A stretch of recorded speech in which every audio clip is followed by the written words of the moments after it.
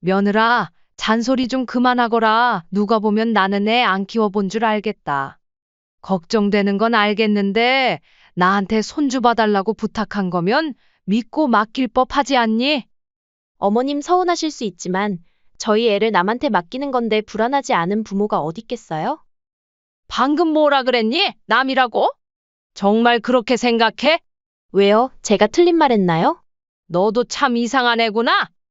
그러는 너는 왜 남의 집에서 살고 있니? 이 집은 내 집 아니니? 이번 사연의 주인공은 66세 위말순 씨입니다. 말순 씨는 남편과 사별한 지 3년이 되었습니다. 젊은 시절 남편과 함께 허리 굽혀 일하며 모은 돈으로 간신히 마련한 아파트 한 채가 그녀의 전 재산이었죠. 세상에 홀로 남겨진 말순 씨에게 아들 우성이는 유일한 의지처였지만 동시에 가장 큰 걱정거리이기도 했습니다. 엄마, 저 결혼하고 나서도 전세 살아야 해요. 친구들은 다 집 있는데. 우성이의 불평은 결혼 전부터 시작되었습니다. 전세에 자금을 모아주었는데도 부족하다며 자꾸만 더 달라고 손을 내밀었죠. 결혼식 비용도 모자란다고 했습니다. 그렇게 말순 씨는 적금을 깨서 결혼식 비용까지 대주었습니다. 다른 부모님들은 아들 결혼하면 집도 사주시는데. 솔직히 요즘 남자가 집도 안 해가면 장인, 장모님 볼 면목도 없어요. 아시잖아요? 그 말을 듣고 말순 씨는 한숨만 깊어졌습니다. 남편이 남겨준 아파트 한 채가 노후 유일한 의지처였으니까요. 하지만 결혼을 앞둔 아들의 눈치는 점점 더 심해졌습니다. 엄마, 쌤이가 그러는데. 우리가 알아본 신혼집이 너무 좁대요. 엄마 집은 어떻게 할 거예요? 결국 결혼식 한 달 전, 말순 씨는 고민 끝에 결정을 내렸습니다. 그래, 너희가 살아라. 엄마는 작은 전세 원룸 얻어서 지낼게.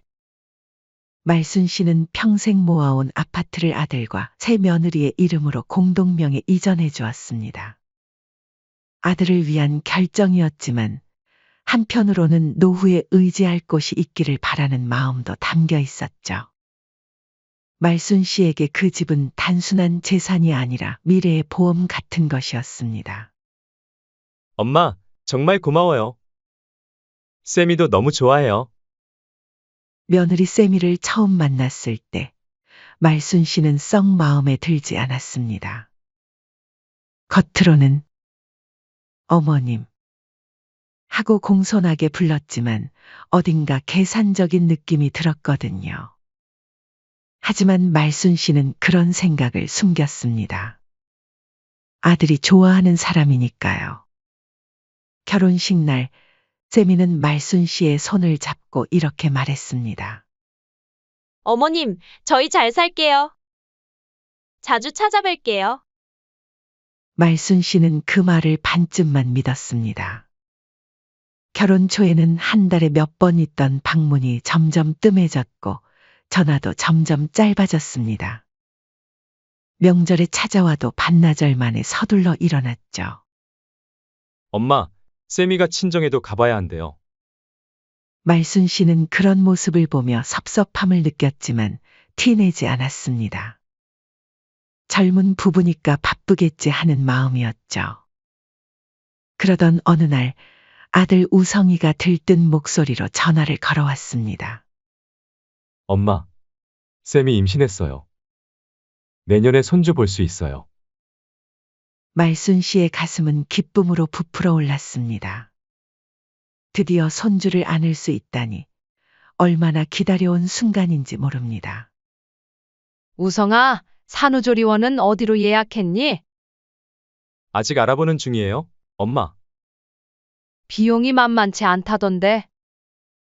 그거 어머님들이 보통 내주시던데요.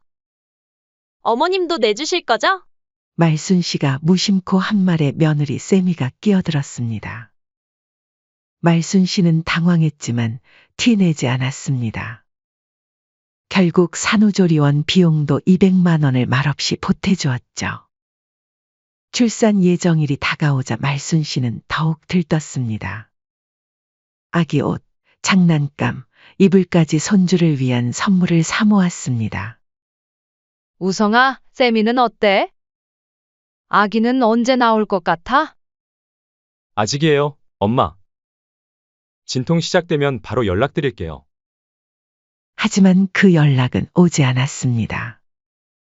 말순 씨가 전화를 걸어 확인했을 때 아들은 미안한 목소리로 말했습니다. 엄마, 어제 새벽에 아기가 태어났어요. 지금은 쌤이랑 아기가 좀 쉬어야 해서. 그래, 그럼 언제 가볼 수 있을까? 조금만 기다려주세요. 쌤이가 산후조리원에서 나오면 연락드릴게요. 왜? 나는 들어가면 안 된대? 아무래도 쌤이 눈치가 좀 보여서요. 출산하고 좀 예민해 보여요. 회복도 해야 하고. 산후조리원에서 나올 때까지 기다렸지만 여전히 손주를 볼 수 없었습니다. 우성아, 손주 좀 보고 싶은데 기다리다 목 빠지겠다. 엄마, 아직 아이가 너무 어려서 면역력이 약해요. 조금만 기다려주세요. 그래서 말순 씨는 기다렸습니다. 하루, 이틀, 일주일, 한 달. 손주의 모습은 우성이가 보내주는 사진으로만 볼 수 있었습니다. 매일 밤 휴대폰을 들여다보며 작은 화면 속 손주를 보는 것이 말순 씨의 일과가 되었죠. 우성아, 이제 2달이 다 됐는데 아직도 못 보는 거니? 엄마, 쌤이가 아직은 외부인 많이 만나면 아기 컨디션이 안 좋아진대요. 그래, 알겠다. 아기 건강이 제일 중요하지.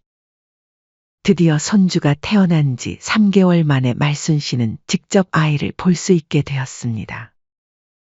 그날 아침, 말순 씨는 새벽부터 일어나 정성껏 음식을 준비했습니다.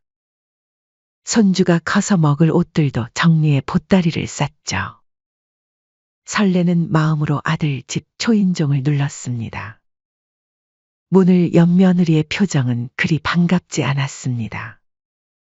어머님, 손 먼저 씻고 오세요. 그리고 여기 준비한 옷으로 갈아입으셔야 해요. 말순 씨는 당황했지만 손주를 위한 일이라면 괜찮다고 생각했습니다.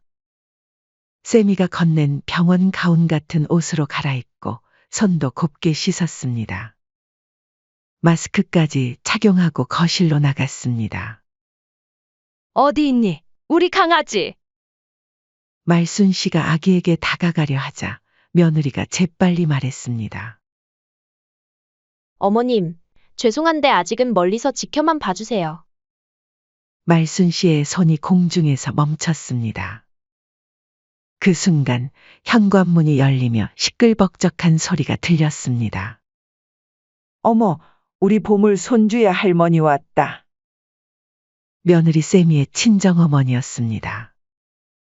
안사도는 신발도 제대로 벗지 않고 달려와 손주를 와락 안았습니다. 손도 씻지 않고 옷도 갈아입지 않았습니다. 우리 복덩이, 우리 복덩이. 안사도는 아이의 볼을 비비며 기쁨을 감추지 못했습니다. 놀랍게도 세미는 옆에서 웃으며 그 모습을 휴대폰으로 동영상 찍고 있었습니다. 말순 씨가 그 자리에 얼어붙은 채로 바라보는 동안에도 세미는 안사돈과 아기를 함께 사진 찍으며 즐거워했습니다. 그 옆에서 말순 씨는 갑자기 자신이 투명인간이 된 것 같은 기분이 들었습니다. 집도 내어주고 산후조리원 비용도 대주었는데 왜 나는 손도 못 대게 하면서 저 사람은 아무 제약 없이 아이를 안고 있는 거지. 사실 아기의 건강을 위해 하는 말이라 생각하여. 며느리의 말에 서운하더라도 이해하고 넘어가려 했지만 안사도는 되고 나는 안 되는 이 상황이 쉽게 납득이 안 갔습니다. 나도 한번 안아봐도 될까? 며느리는 잠시 망설이다 마지못해 고개를 끄덕였습니다. 조심하세요. 머리 받쳐주시고. 말순 씨는 손주를 품에 안는 순간 눈물이 왈칵 쏟아질 뻔했습니다. 그동안의 기다림이 이 순간을 위한 것이었는데 왜 이렇게 어색하고 서먹한 건지. 겨우 몇 분, 말순 씨가 손주를 안고 있는데도 세미는 계속해서 말순 씨의 손 위치가 어떻다느니, 아기가 불편해 보인다느니 잔소리를 멈추지 않았습니다. 어머니! 그렇게 얼굴 막 만지시면 어떡해요? 미안하다. 너무 이뻐서 그냥. 결국 말순 씨는 힘없이 아이를 다시 세미에게 건넸습니다. 그날 집으로 돌아오는 길, 말순 씨는 묘한 감정을 느꼈습니다. 마치 시댁을 멀리하는 것 같은 서운한 감정이었죠. 그래도 말순 씨는 출산한 지 얼마 안 되어 며느리가 예민할 수도 있다 생각하여 여전히 참았습니다. 가족이라는 이름을 믿으며 언젠가는 상황이 나아지리라 기대하면서 말입니다. 하지만 그녀의 마음 한구석에는 이미 작은 균열이 생겼죠. 시간이 흘러 말순 씨의 손주가 생후 8개월이 되었을 무렵이었습니다. 여전히 손주를 보는 일은 쉽지 않았지만 아주 가끔 아들 집에 초대를 받아 손주 얼굴을 볼 수 있게 되었죠. 그날도 말순 씨는 손주를 보러 가는 길이었습니다. 손주가 좋아한다는 인형을 사들고 기쁜 마음으로 현관벨을 눌렀습니다. 어머님, 오셨어요? 들어오세요. 세미는 여전히 말투는 공손했지만 눈빛은 냉담했습니다. 우리 강아지 많이 컸어? 말순 씨가 손주에게 다가가자 세미가 말했습니다. 어머님, 저희 말씀드릴 게 있어요. 거실에서는 우성이가 불안한 표정으로 앉아 있었습니다. 말순 씨는 직감적으로 좋지 않은 일이 있음을 느꼈습니다. 그게 엄마, 세미가 다시 일을 시작하려고 해요. 애를 맡길 데가 필요한데. 어머님, 주 3일만 봐주시면 어떨까요? 어차피 혼자 계시잖아요. 그렇게 말순 씨는 매주 월, 수, 금요일마다 아들 집에 가서 손주를 돌보게 되었습니다. 그런데 하루는 집안 곳곳에 카메라가 있어 출근하려는 며느리에게 물어봤습니다. 이게 다 뭐니? 웬 카메라가 있어? 아, 그거요? 저희 집에 홈캠 설치했어요. 저희 출근하면 걱정이 좀 돼서요. 거실 구석, 주방 천장, 아이 방 벽면에 작은 카메라들이 설치되어 있었죠. 요즘 뉴스 보면 애들 사고 많잖아요. 그냥 안전을 위해서예요.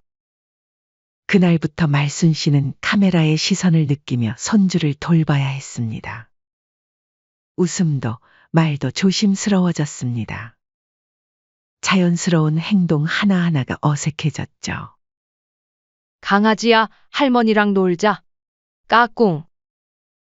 말순 씨가 손주와 놀아주다가도 문득 카메라를 의식하면 웃음이 경직되었습니다. 혹시 지금 저 카메라 너머로 세미가 자신을 지켜보고 있는 건 아닐까 하는 생각에 말순 씨는 항상 긴장했습니다. 점심시간 말순 씨는 손주에게 이유식을 먹이고 있었습니다. 그때 휴대폰이 울렸습니다. 어머니, 애 밥 정량만 주셔야 해요. 애가 체할 수 있으니까 조심하세요. 말순 씨는 가슴이 철렁 내려앉았습니다. 세미가 실시간으로 카메라를 보고 있었던 거였습니다. 말순 씨의 손이 떨렸습니다. 그녀는 숟가락을 내려놓고 깊은 한숨을 내쉬었습니다. 그날 이후로 말순 씨는 항상 누군가가 자신을 지켜보고 있다는 느낌에 시달렸습니다. 화장실에 가는 것조차 조심스러워졌습니다. 잠시라도 손주를 혼자 두면 안 될 것 같은 압박감이 들었죠. 하루는 말순 씨가 손주를 재우고 잠시 쉬고 있는데 휴대폰이 또 울렸습니다. 어머니, 애가 자는데 왜 거실에 계세요? 혹시 무슨 일 있으면 바로 못 가잖아요. 너무 걱정하는구나. 내가 알아서 할게. 그만 신경 끄고 일이나 하거라. 말순 씨는 더 이상 참을 수 없었습니다. 손주를 사랑하지만 이렇게 감시받는 느낌은 견디기 힘들었습니다. 그날 밤 말순 씨는 잠을 이루지 못했습니다. 자신이 무엇을 잘못했길래 이런 대우를 받아야 하는지 몰랐습니다. 나는 애 안 키워봤나? 뭐가 그렇게 걱정이 되길래 왜 이렇게 감시를 해? 말순 씨의 머릿속에서는 수많은 생각이 맴돌았습니다. 손끝이 떨릴 정도로 화가 났습니다. 다음 날 말순 씨는 결심했습니다. 더 이상 카메라 앞에서 긴장하며 지낼 수 없었습니다. 손주를 돌보러 가자마자 말순 씨는 조용히 손수건을 꺼내 거실 카메라를 가렸습니다. 그리고 주방과 아이 방 카메라도 마찬가지로 가렸죠. 이제 좀 편하게 놀자. 우리 강아지. 그날은 오랜만에 말순 씨가 마음 편히 손주와 놀아준 날이었습니다. 손주의 웃음소리가 집안에 가득했고 말순 씨도 진심으로 웃을 수 있었습니다. 카메라의 감시 없이 손주와의 시간은 훨씬 더 자연스럽고 즐거웠습니다. 할머니가 노래 불러줄까? 말순 씨는 손주를 무릎에 앉히고 노래를 불러주었습니다. 손주는 까르르 웃으며 말순 씨의 얼굴을 만졌습니다. 그 순간만큼은 세상 모든 걱정이 사라진 것 같았습니다. 하지만 그 행복도 잠시였습니다. 오후 5시 며느리 세미가 예상보다 일찍 퇴근했습니다. 현관문을 열자마자 세미의 얼굴이 불그락불그락해졌습니다. 어머님, 왜 홈캠을 가리셨어요? 세미의 목소리는 떨리고 있었습니다. 말순 씨는 침착하게 대답했습니다. 내가 뭐 잘못한 것도 아닌데 왜 이렇게 감시받는 느낌이 드는지 모르겠더라. 실제로도 계속 나한테 잔소리하지 않니? 세미는 입술을 깨물었습니다. 그녀의 눈에는 분노가 가득했습니다. 어머님 서운하실 수 있지만 저희 애를 남한테 맡기는 건데 불안하지 않은 부모가 어딨겠어요? 그 순간 말순 씨의 심장이 쿵 내려앉았습니다. 남이라는 단어가 귓가에 맴돌았습니다. 말순 씨는 자신의 귀를 의심했습니다. 그저 가족이라는 이유로 모든 것을 참아왔는데 결국 자신은 남에 불과했다는 사실이 가슴을 찢어놓았습니다. 며느리 세미는 그제야 자신이 실수했다는 것을 깨달았는지 말을 더듬었습니다. 방금 뭐라 그랬니? 남이라고? 아니, 그게 아니라. 어머님을 남이라고 한 게 아니라 그냥 일반적으로. 하지만 이미 말순 씨의 귀에는 들리지 않았습니다. 지금까지 참아왔던 모든 서러움이 한꺼번에 밀려왔죠. 너도 참 이상한 애구나. 남한테 애를 맡기고? 말순 씨의 목소리가 떨렸습니다. 손주는 마치 할머니의 슬픔을 느끼기라도 한 듯 갑자기 울음을 터뜨렸습니다. 며느리는 서둘러 아이를 안아 달래며 말순 씨에게서 멀어졌습니다. 그 순간 말순 씨의 머릿속에서 무언가가 확 바뀌었습니다. 지금까지의 모든 상황이 한순간에 정리되는 느낌이었습니다. 아들 부부에게 집을 내어주고 손주를 위해 참아왔던 모든 시간이 마치 모래성처럼 무너져 내렸습니다. 이제 와서 보니 너는 나를 남처럼 대우했나 보구나. 아니요, 그냥 말이 그렇다는 거죠. 뭘 또 그렇게 받아들이세요? 말순 씨는 천천히 일어섰습니다. 손주에게 마지막으로 손을 흔들어 보이고 가방을 들고 현관으로 향했습니다. 며느리는 당황한 표정으로 말순 씨를 바라보았습니다. 어머님, 어디 가세요? 아직 애 저녁 먹여야 하는데. 나는 남이니까 그만 가보마. 그렇게 말순 씨는 아들 집을 나왔습니다. 엘리베이터 안에서 그녀는 깊은 한숨을 내쉬었습니다. 아파트 단지를 빠져나오는 길, 말순 씨의 전화가 울렸습니다. 아들이었습니다. 하지만 말순 씨는 전화를 받지 않았습니다. 지금은 혼자만의 시간이 필요했습니다. 집으로 돌아가는 버스 안에서 말순 씨는 창밖을 바라보았습니다. 가로등 불빛이 하나씩 켜지기 시작했고 서울의 저녁은 점점 깊어갔습니다. 내가 너무 오래 참았나 보다. 다음 날 아침 말순 씨는 오래전 지인이 소개해준 변호사의 명함을 찾아 전화를 걸었습니다. 다행히 당일 상담이 가능했습니다.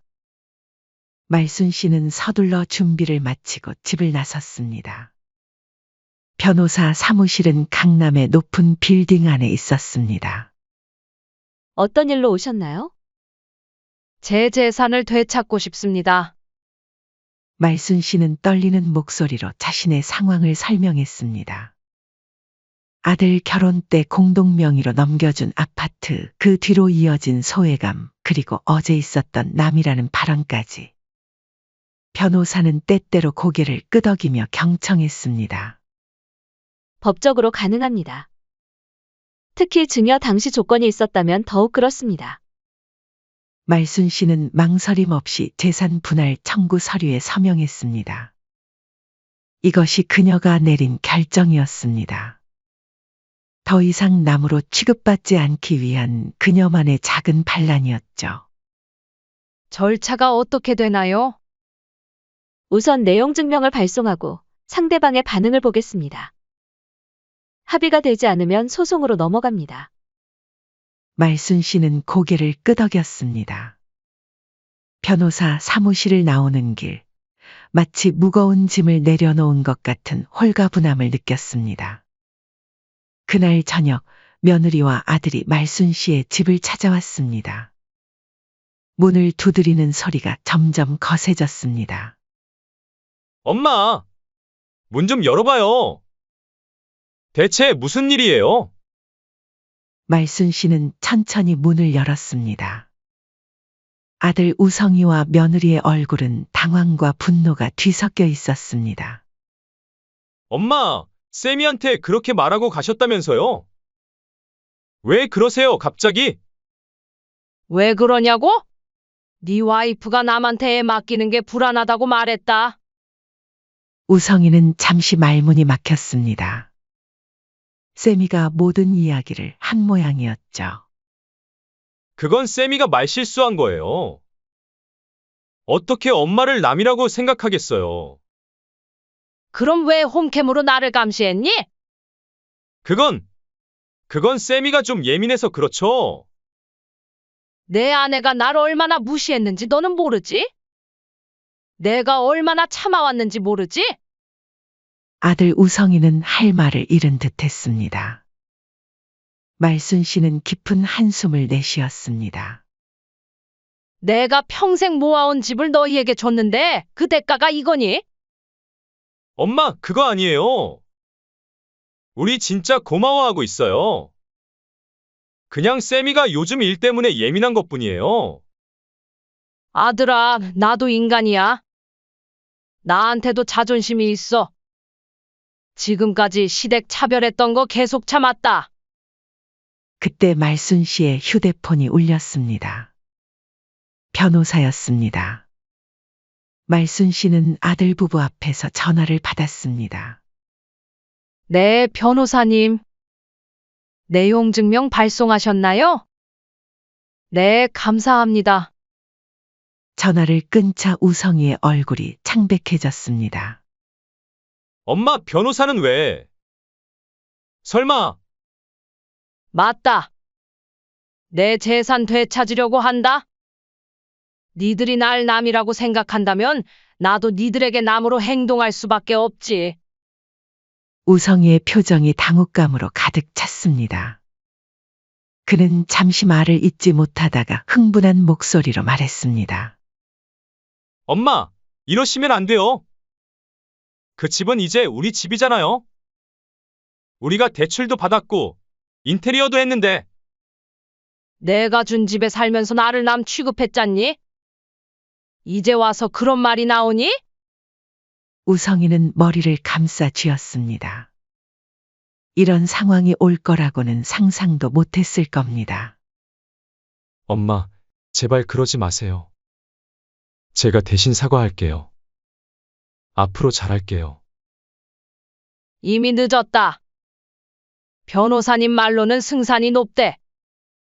내 돈 주고 산 집 법적으로 찾을 수 있대.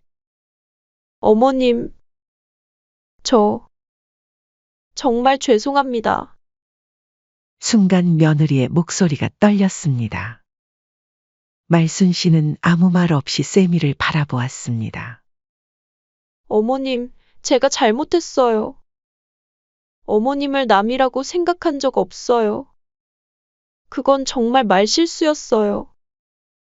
쌤이야, 말실수가 아니라 마음이 그랬던 거잖아. 내가 보여준 행동이 말해주고 있는데. 그동안 너가 차별하는 것들을 내가 모를 줄 알았니?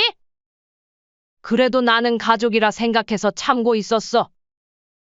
너네가 살고 있는 집도 가족이라 생각하고 줬던 거고. 그런데 어떻게 남보다 못한 대우를 할 수가 있니? 며느리 세미의 눈에서 눈물이 흘러내렸습니다. 그녀는 갑자기 말순 씨 앞에 무릎을 꿇었습니다. 어머님, 제발 용서해 주세요. 집 없어지면 저희 어떻게 살아요? 대출금도 있고, 말순 씨는 세미의 어깨를 잡아 일으켰습니다. 일어나. 그렇게까지 할 필요 없어. 어머님, 정말 죄송해요. 앞으로 잘할게요. 홈캠도 다 치울게요. 손주도 언제든지 보실 수 있게 해드릴게요. 쌤이야, 남한테 애 맡기는 게 불안하다면서. 이제 와서 그런 말이 나오니? 세미는 어쩔 줄 몰라 했습니다. 그녀의 얼굴이 창백해졌습니다. 그건 정말 그냥 순간적으로 나온 말이에요. 그럼 왜 내가 손주를 안아보려 할 때마다 방해했니? 왜 친정엄마는 멀쩡하게 안아도 되고 나는 옷 갈아입고 손 씻고 별짓을 다 해야 했니? 세미는 대답하지 못했습니다. 말순 씨의 말은 계속되었습니다. 쌤이야, 나도 애 안 키워본 거 아니다. 손주 사랑하는 마음은 너랑 똑같아. 너가 손주에 대해서 예민하게 생각하는 것도 이해 못하는 건 아니야.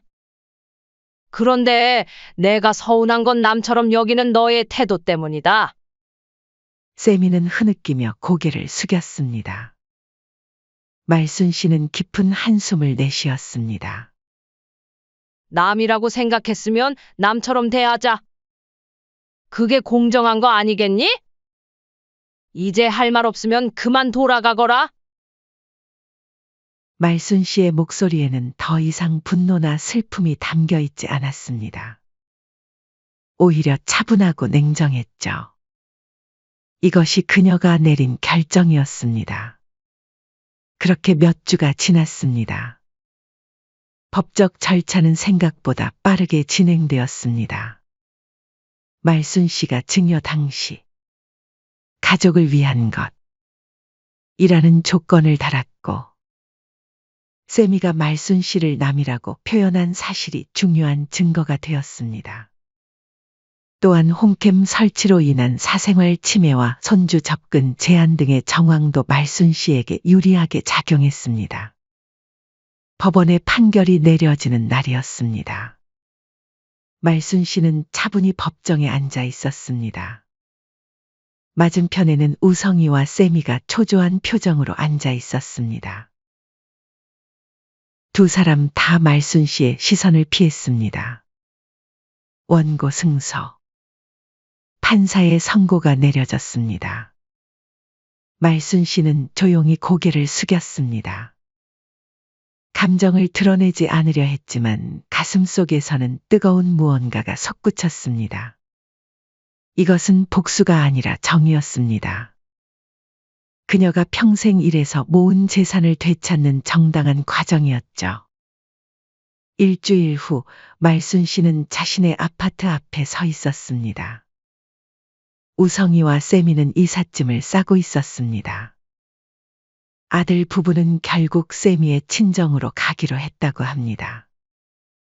세미의 친정어머니도 함께 와서 이삿짐을 돕고 있었습니다. 안사돈의 눈빛이 날카롭게 말순 씨를 향했지만 말순 씨는 담담하게 그 시선을 받아냈습니다. 사돈, 이러시면 안 됩니다. 자식이 어떻게 사는지도 모르고. 너무하신 거예요. 안사돈의 목소리에 말순 씨는 차분히 대답했습니다. 제 자식이 어떻게 사는지 알고 싶었지만 제가 남이라서 그럴 수 없었네요. 안사돈은 말문이 막혔습니다. 며느리가 모든 이야기를 했을 텐데도 친정어머니는 자기 딸 편만 들고 있었습니다. 그렇게 아들 부부가 떠나고 한 달 뒤, 창문 너머로 봄 햇살이 따스하게 비쳐들었습니다. 말순 씨의 인생에 새로운 계절이 시작된 것 같았고, 마침내 진정한 평화를 느꼈습니다. 말해보거라. 바쁘다면서 7년 동안 한 번도 내 아버지 제사에 안 왔으면서 어떻게 처가 제사는 갈 수 있었니? 그리고 아버지 기일에 장인 장모님 모시고 해외여행 간다고? 기가 차는구나. 엄마, 제 입장도 이해해주세요. 입장? 대체 무슨 입장이길래 그러니? 언제 내가 너희 입장 이해 못해준 적 있었니? 너희가 바쁘다며 못 온다 해도 나는 그저 그러려니 했어. 그 순간 복심 씨는 서류 뭉치를 테이블 위에 탁 하고 내려놓았습니다. 그 소리에 아들 부부가 흠칫 놀랐죠. 아들아, 며느라, 이게 뭔지 아니? 내 아버지가 생전에 너 고생 안 하게 하겠다고 평생 뼈 빠지게 일해 모은 돈으로 산 아파트다. 너희는 지금 그 집에 살고 있고. 그런데 너희는 잠깐 와서 내 아버지를 기리는 것도 못하겠다면 그 집 이제 비워줘야겠다. 네? 어머니 갑자기 그건 무슨 소리예요? 내 아버지가 남긴 이 집 30일 안에 비워. 어머님, 어떻게 이러실 수 있나요? 여기는 저희가 살던 집이잖아요. 무슨 제사 한 번 안 지냈다고 그렇게까지 하세요? 너희가 산 집이니? 내 아버지가 평생 모은 돈으로 너희 신혼 때 사준 거야? 근데 그 은혜도 모르고. 복심 씨는 깊은 숨을 내쉬고 단호하게 말했습니다. 그리고 나는 너희한테 단순하게 제사 한 번 안 왔다고 이러는 게 아니다. 착각하지 말아라. 바빠서 못 올 수도 있지. 그걸 이해 못한다는 게 아니야. 하지만 너희는 거짓말로 안 오고 처갓집 제사만 지내는 모습을 보니 내가 내 아버지한테 면목이 없다. 이번 사연의 주인공은 서울 외곽의 오래된 아파트에서 혼자 살아가는 72세 강복심 씨입니다. 복심 씨는 새벽부터 분주히 움직였습니다. 작은 냉장고를 열고 재료를 확인하고 찬장에서 오래된 제기를 꺼내 물로 헹구는 손길이 노곤했습니다. 남편의 7번째 기일이 일주일 앞으로 다가왔기 때문이었죠. 매년 제사를 준비하는 일은 복심 씨의 몫이었습니다. 남편이 떠난 이후 7년간 한 번도 거르지 않았죠. 시장에 가서 제사 음식 재료를 고르고 집에 돌아와 제기들을 닦고 음식을 정성껏 준비하는 모든 과정을 혼자서 해왔습니다. 한 번쯤은 아들이 도와줄 법도 한데 말이죠. 창밖으로 내리는 빗소리를 들으며 복심 씨는 한숨을 내쉬었습니다. 빗소리가 외로움을 더 깊게 만드는 날이었죠. 에고, 올해는 오려나 모르겠네. 스스로에게 묻는 말에 복심 씨는 고개를 가로저었습니다. 기대하지 않는 것이 덜 상처받는 방법이라는 걸 7년간 배웠으니까요. 복심 씨의 아들 진수는 아내 윤선주와 함께 근처 아파트에 살고 있었습니다. 그 집은 복심 씨의 남편이 생전에 장만한 것이었죠. 남편이 허리가 굽도록 때로는 밤새 일하며 모은 돈으로 마련한 재산이었습니다. 우리 진수 고생 안 했으면 좋겠다. 내가 아들을 위해 보금자리 하나는 마련해야지 않겠어요? 그것이 남편의 마지막 바람이었습니다. 아들을 위해 평생을 바친 남편이었지만 정작 그 아들은 아버지의 기일에 한 번도 얼굴을 비추지 않았죠. 엄마, 이번에는 해외 출장이라. 죄송해요, 엄마. 이번엔 회사 워크숍이 있어서. 아, 다음에는 꼭 갈게요. 진짜 약속할게요. 매년 돌아오는 핑계에 처음엔 서운했지만 복심 씨는 이해하려 노력했습니다. 젊은 사람들은 바쁘게 살아야 한다는 것을 알고 있었으니까요. 특히 요즘 같은 불경기에 직장 일은 놓칠 수 없는 것이라고 스스로를 위로했습니다. 복심 씨는 냉장고에서 김치와 몇 가지 밑반찬이 든 통을 꺼냈습니다. 며칠 전 정성스레 만든 멸치볶음과 오이무침이었죠. 아들이 어릴 적 좋아했던 반찬들이었습니다. 어머니 지난번 해주신 반찬 맛있던데 좀만 더해서 보내주세요. 하지만 지난번에 보낸 반찬통은 설거지도 되지 않은 채로 돌아왔습니다.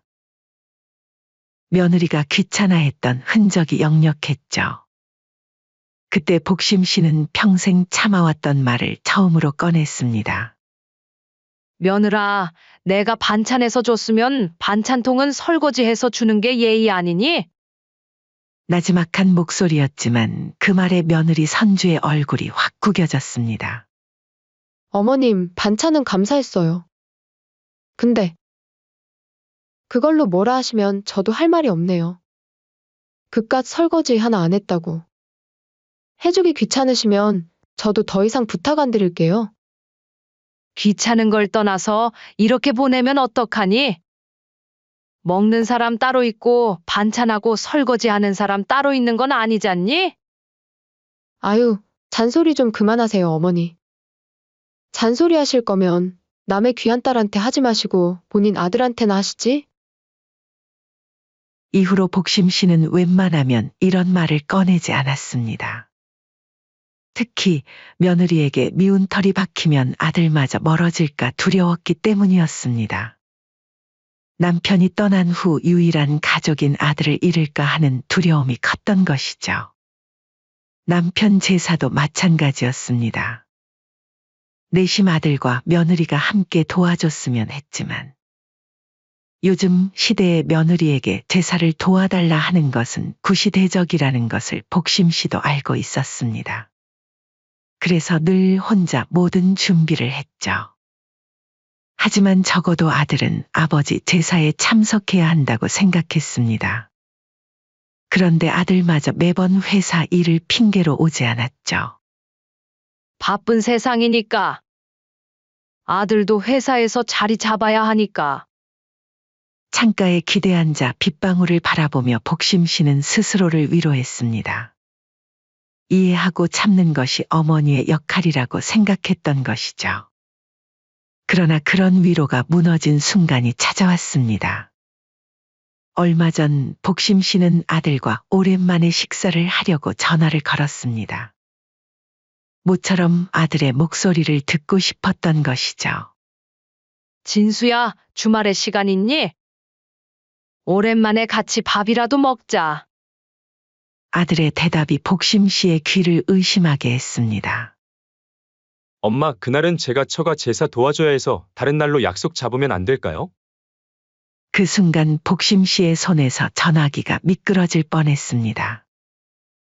시댁 제사는 매번 핑계를 대며 오지 않으면서 처가 제사는 도와준다는 사실에 가슴이 찢어지는 것 같았습니다. 7년 동안 한 번도 남편 제사에 얼굴을 비추지 않았던 아들이 처가 제사는 도와준다는 사실이 믿기지 않았죠. 처가 제사를 네가 도와준다고? 그런 것도 할 줄 알아? 그럼요, 사위 노릇 좀 해야죠. 엄마는 나를 너무 어린애로만 보는 것 같다니까. 언제부터 해왔는데? 결혼하고부터는 쭉 도와줬죠? 전화를 끊은 후 복심 씨는 거실 소파에 그대로 주저앉았습니다. 그동안 쌓아온 서운함이 한순간에 덮쳐왔습니다. 지 아버지 제사 때는 한 번을 안 오는 놈이 뭐? 사위 노릇? 아침이 밝아오자 복심 씨는 결심했습니다. 아들 부부에게 직접 물어보기로 한 것이죠. 평생 참고 살아왔지만 이번만큼은 확실히 짚고 넘어가야 할 것 같았습니다. 일단 대화로 풀어보자. 혹시 오해가 있었다면 풀고 진심을 전하고 싶었습니다. 남편 기일이 이틀 앞으로 다가온 주말 오후 복심 씨는 아들 부부의 아파트 현관 앞에 서 있었습니다. 손에는 정성껏 담은 반찬 2통이 들려 있었죠. 도미도 제기 닦는 것도 혼자 했지만 이번엔 미리 이야기하면 아들 부부가 올지도 모른다는 작은 기대 때문에 직접 찾아온 것이었습니다. 초인종을 누르고 서 있는 동안 복심 씨의 심장은 마구 뛰었습니다. 예전에는 그냥 들어가던 아들 집이었지만 이제는 허락을 구해야 하는 남의 집이 된 것 같은 기분이 들었죠. 복심 씨는 옷매무새를 가다듬으며 깊게 숨을 들이마셨습니다. 초인종 소리 뒤로 웃음소리가 들렸습니다. 즐거운 대화 소리, 그리고 갑자기 멈춘 대화. 누군가 작게 속삭이는 소리가 들렸죠. 복심 씨는 그 소리가 귓가를 스치는 것을 느꼈지만 애써 무시했습니다. 어머님? 문을 연 며느리 선주의 눈이 커졌습니다.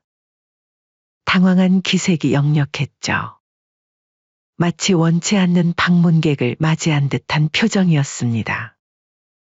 복심 씨는 가볍게 미소를 지으며 반찬통을 내밀었습니다. 너네가 좋아하는 거 좀 해왔어. 진수는 집에 있니?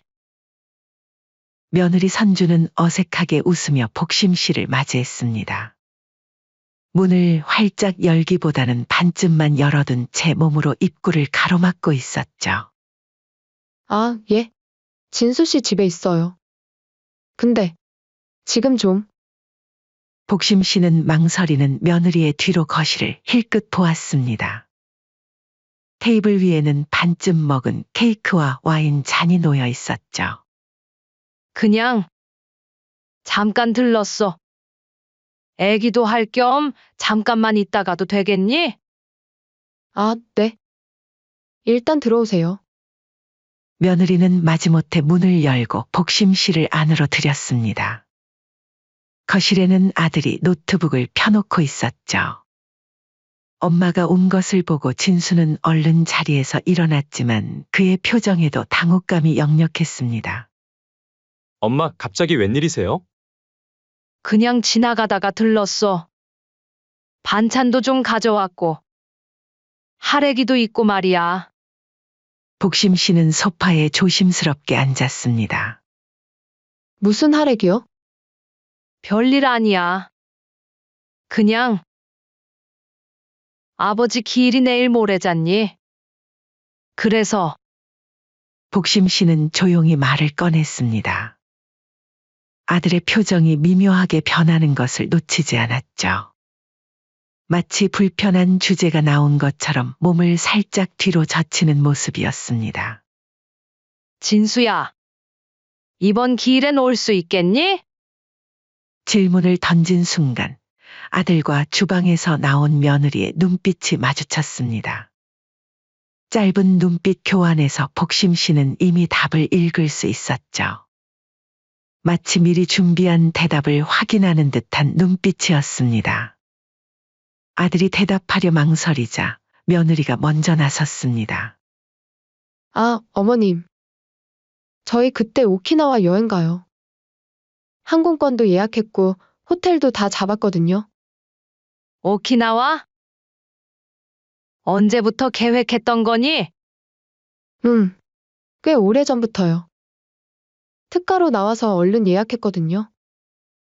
매년 반복되는 거절에 이제는 무감각해질 법도 했지만 어째서인지 오늘은 더 깊이 상처가 됐죠. 잠시 침묵이 흘렀죠. 창밖으로 들리는 바람 소리만이 정막을 채웠습니다. 아들은 어색하게 웃으며 말을 돌렸습니다. 엄마, 반찬 가져오셨다고 했죠? 뭐 해오셨어요? 그런 무의미한 대화가 이어지는 동안 복심 씨의 시선은 소파 옆 테이블에 놓인 달력에 고정되었습니다. 정확히 남편의 기일 날짜에 빨간 동그라미가 쳐져 있었고 그 옆에 작은 글씨로 뭔가 적혀 있었죠. 복심 씨는 그 글씨를 읽으려 했지만 거리가 있어 잘 보이지 않았습니다. 대화 중에 무심코 달력 쪽으로 다가가던 복심 씨는 그 글씨를 볼 수 있었습니다. 장모님과 여행 출발이라고 적혀 있었죠. 가슴이 철렁 내려앉았습니다. 그때 복심 씨의 입에서 조용히 말이 흘러나왔습니다. 그나저나 저번 달엔 내 친정 제사 다녀왔다며? 단순한 질문이었지만 그 말이 떨어지자 방 안의 공기가 얼어붙는 것 같았습니다. 어머님께서 어떻게 아셨어요? 그건 저희 쪽이니까요. 아무래도 일손도 부족하고 해서요. 아, 그리고 오키나와 여행 장인 장모님이랑 같이 가니? 복심 씨가 달력을 가리키며 말했습니다. 방 안이 다시 얼어붙었습니다. 엄마, 그게 나 솔직히 서운하다. 너네는 처가 제사는 챙기면서 시댁 제사는 왜 안 챙겨주니? 가족 행사도 그래. 매번 나만 혼자 냅두고 말이야. 그 말에 며느리의 미간이 찌푸려졌습니다. 불쾌감을 숨기지 않는 표정이었죠. 어머님, 요즘 자식, 며느리한테 제사 강요하는 시어머니가 어딨어요? 솔직히 말씀드리면 아버님이 제 아버지는 아니시잖아요? 어머니랑 남편이 알아서 할 일이지 저는 왜 껴요?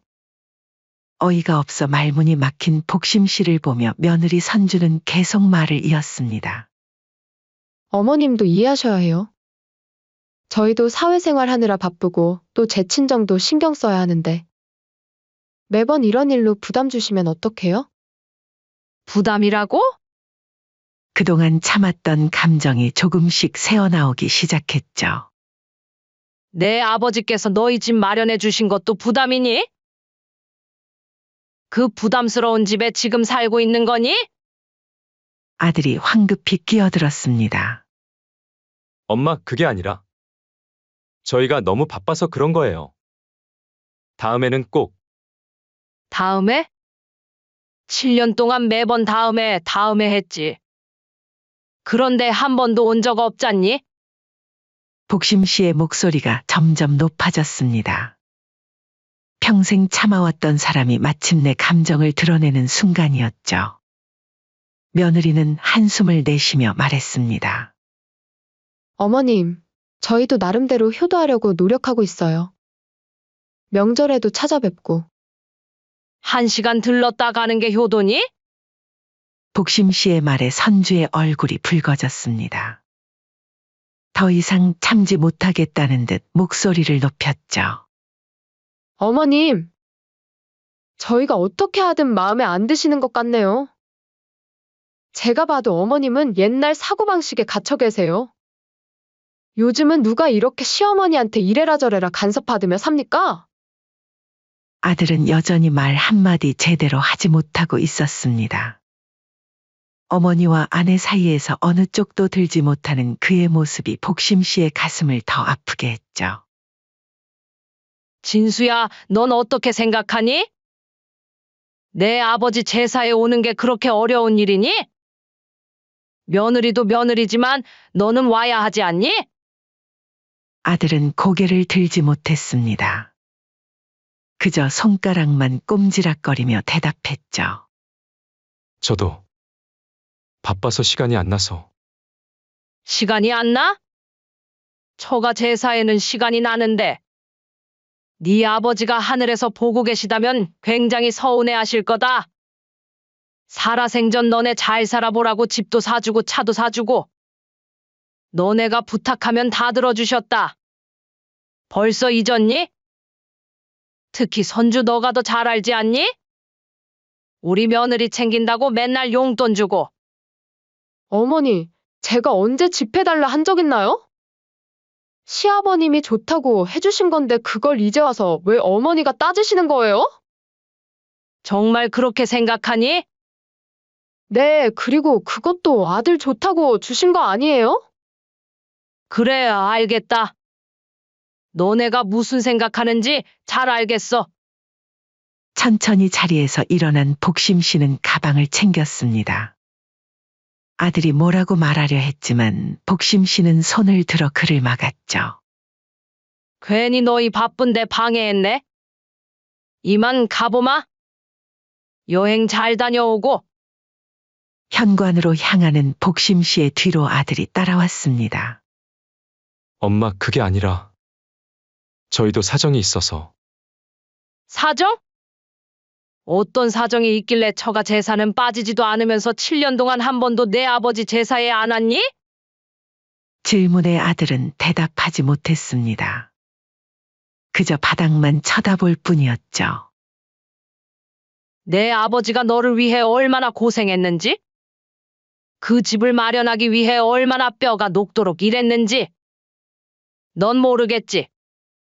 엄마, 제가 잘못했어요. 다음부터, 내년부터는 꼭. 다음은 없다. 맨날 얼어 죽을 다음이니? 나 간다. 나오지 말거라.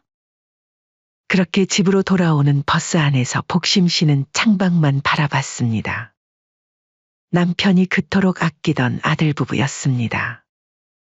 대학 등록금을 마련하기 위해 밤낮으로 일하다 건강을 해친 남편이었죠. 그 아들이 이제는 아버지의 존재마저 부정하는 듯했습니다. 그날 밤 복심 씨는 밤새 잠을 이루지 못했습니다. 머릿속에는 며느리의 말이 계속 맴돌았습니다. 아버님이 제 아버지는 아니시잖아요? 저는 안 낄 거예요. 어머님은 옛날 사고방식에 갇혀 계세요. 누가 이렇게 시어머니한테 간섭받으며 삽니까? 그리고 아들의 침묵. 그 모든 것이 복심 씨의 가슴을 무겁게 눌렀습니다. 이제 됐어. 더 이상은 안 돼. 복심 씨의 속에서는 뭔가가 끓어오르고 있었습니다. 속이 상해 눈물이 나는 것도 아니었습니다. 그냥 오래 버티던 줄이 끊어진 기분이었죠. 이제는 더 이상 참지 않기로 한 것이죠. 다음 날 아침 복심 씨는 서랍에서 낡은 서류 봉투를 꺼냈습니다. 그 안에는 남편이 아들에게 물려준 아파트의 등기부등본이 들어있었죠. 명의는 여전히 복심 씨 앞이었습니다. 아들에게 넘기려고 했지만 아직 정리하지 않은 상태였죠. 이젠 필요 없겠네. 복심 씨는 서류를 정리하고 전화기를 들었습니다. 떨리는 손으로 아들의 번호를 눌렀죠.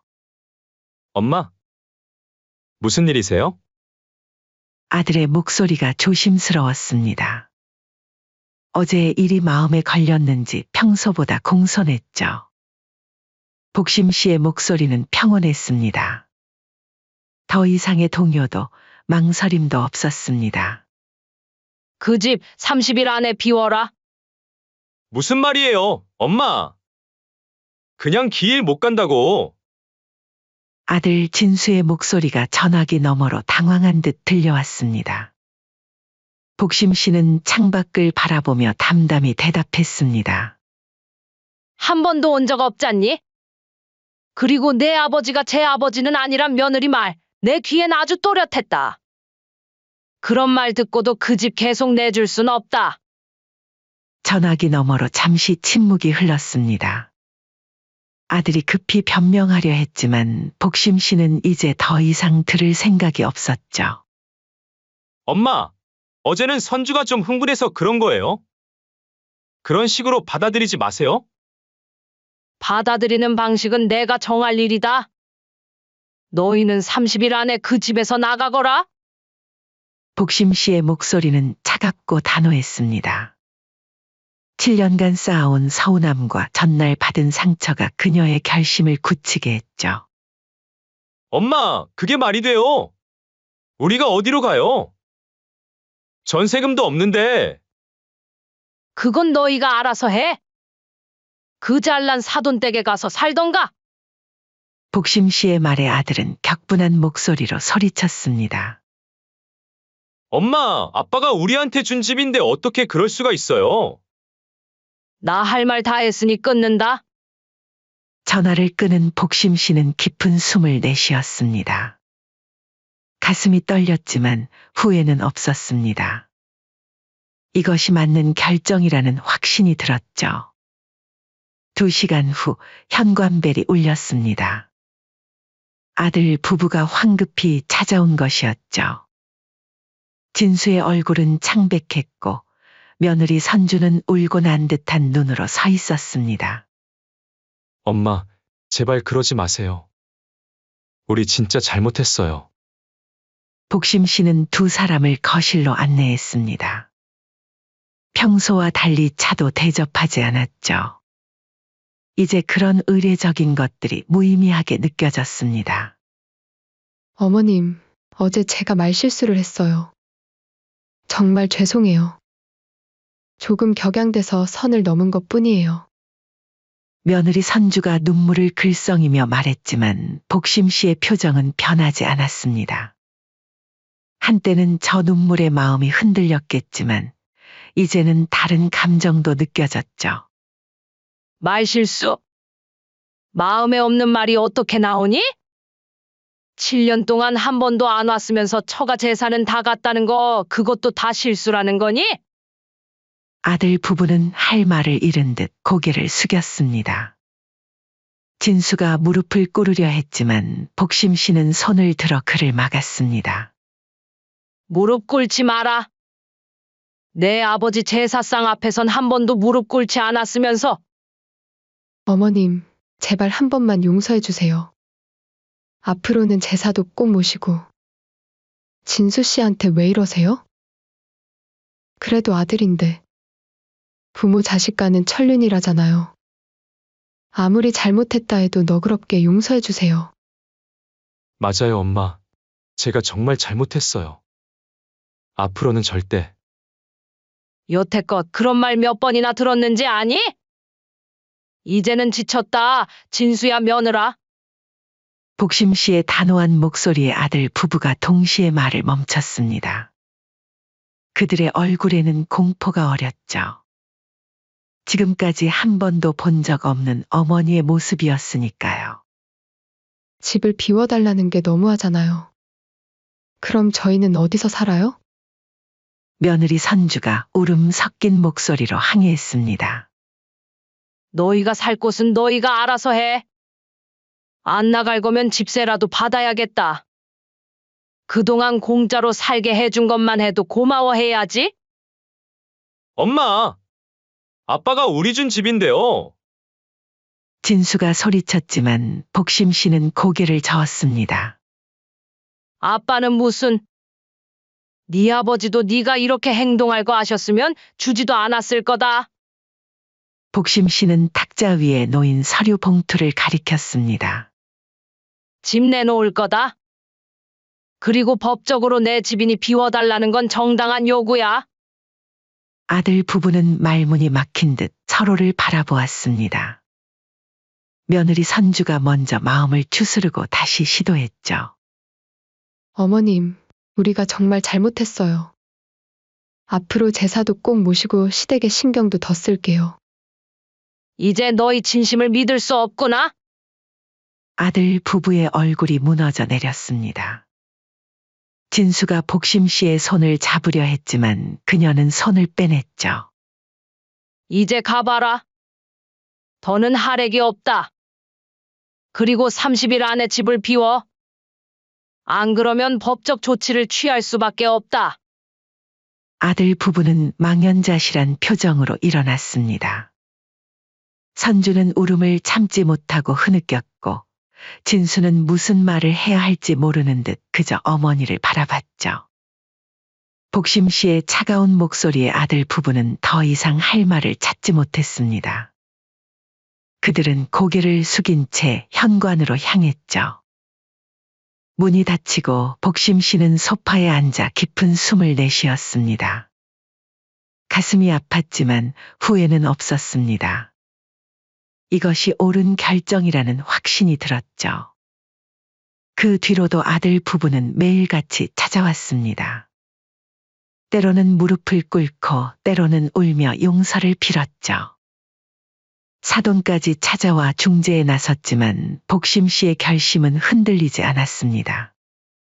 30일째 되는 날 복심 씨는 아침부터 초조했습니다. 아들 부부가 정말 나갈까? 혹시 법적 분쟁으로 번질까? 온갖 생각이 머릿속을 맴돌았죠. 오후 2시 창밖으로 이삿짐 트럭이 보였습니다. 아들 부부가 짐을 옮기고 있었죠. 복심 씨는 그 모습을 담담히 지켜봤습니다. 가슴이 아팠지만 이것이 옳은 일이라고 스스로를 다독였습니다. 진수가 마지막 짐을 트럭에 싣고 아파트 현관을 올려다봤습니다. 복심 씨의 창문을 향해 고개를 숙이는 듯 했죠. 그렇게 아들 부부가 이사를 나간 지 일주일이 지났습니다. 복심 씨는 부동산에 들러 아파트를 전세로 내놓았습니다. 몇 달 후면 계약이 성사될 것이라고 했죠. 그 돈으로 노후를 준비할 생각이었습니다. 집으로 돌아오는 길, 복심 씨는 문득 아들의 소식이 궁금해졌습니다. 어디서 살고 있을까? 잘 지내고 있을까? 하지만 금세 그런 생각을 털어냈죠. 이제 그만 신경 써야지. 한편 아들 진수 부부는 강남에서 멀리 떨어진 작은 전세방으로 옮겼습니다. 살던 아파트에서 전세방으로 이사하며 가구반은 처분해야 했고 짐은 절반도 정리하지 못한 채 떠났죠. 좁은 공간에 짐이 가득했습니다. 선주는 매일 눈물로 하루를 시작했고 진수는 무거운 어깨로 출근했습니다. 어떻게 이렇게 됐어요? 우리가 뭘 그렇게 잘못했다고. 며느리의 한탄에 아들 진수는 대답하지 못했습니다. 처가 쪽에도 몇 번 도움을 청했지만 막상 어려울 때 그쪽도 등을 돌렸습니다. 공간이 없다며 거절하더니 연락마저 뜸해졌죠. 이제야 그들은 깨닫고 있었습니다. 정작 자신들이 소중히 여겼던 사람들은 어려울 때 곁에 없다는 것을. 그렇게 1년 후 남편 8번째 기일이 다가왔습니다. 복심 씨는 여느 때와 다름없이 혼자서 제사 준비를 시작했습니다. 아들이 오지 않을 것을 알기에 이전보다 간소하게 준비했지만 정성만큼은 여전했죠. 도미찜, 북엇국, 밥 한 그릇. 제사상은 소박했지만 복심 씨의 마음은 더는 허전하지 않았습니다. 그래, 이젠 내 할 일만 하자. 누구 오겠거니 기대도 말고. 제사 준비를 마치고 나니 해가 저물었습니다. 창밖으로 어둠이 내려앉고 있었죠. 복심 씨는 제사상을 바라보며 잠시 생각에 잠겼습니다. 문득 초인종 소리가 들렸습니다. 이런 시간에 누구일까? 복심 씨는 의아한 표정으로 문을 열었습니다.